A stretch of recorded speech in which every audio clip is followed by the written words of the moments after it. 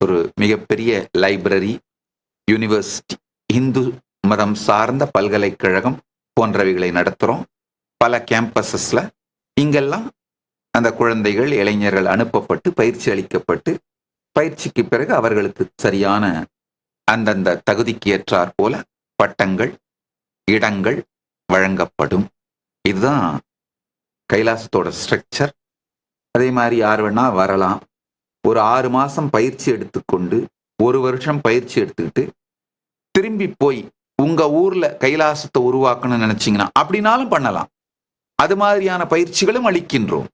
சனாதன இந்து தர்மத்தை மறுமலர்ச்சி செய்து உலகம் முழுவதும் கொண்டு சென்று சேர்ப்பதற்கான ஒரு ஆன்மீக இயக்கம், சிவிலைசேஷனல் நேஷன் தாங்க நாங்க.